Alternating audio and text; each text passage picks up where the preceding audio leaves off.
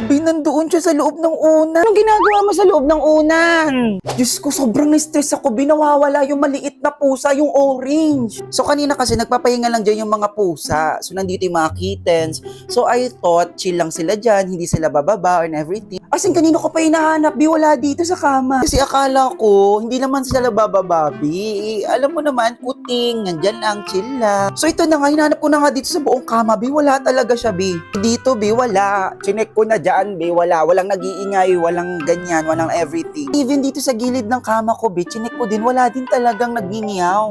Pati doon sa baba, Bi, chinek ko na wala talaga. So pagka-check ko nga ulit ng kama, Bi, nung unan, ito na nga. So ayan, for the ganyan-ganyan natin, Bi. Maya-maya may gumalaw. Ayan siya, Bi, oh. Hala! Uy! Anong ginagawa mo dyan? Diyos ko, Bi, nandoon siya sa loob ng unan.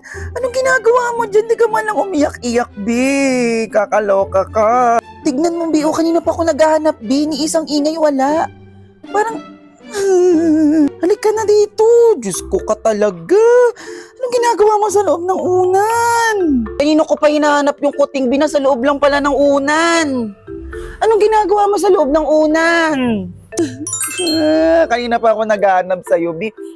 Hindi ka man lang umiyak kanina. Pasaway ka talaga, ha? Talaga? Wag mo na ako ipaprank next time, ha?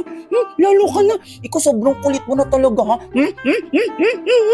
Kanina pa ako naghahanap sa'yo, Bi. Ba't di ka man lang nag-iyak-iyak ng ganyan? Kanina, ang tagal ko naghanap sa'yo, hindi ka man lang nag-ngingiyaw-ngiyaw. Diyos ko ka.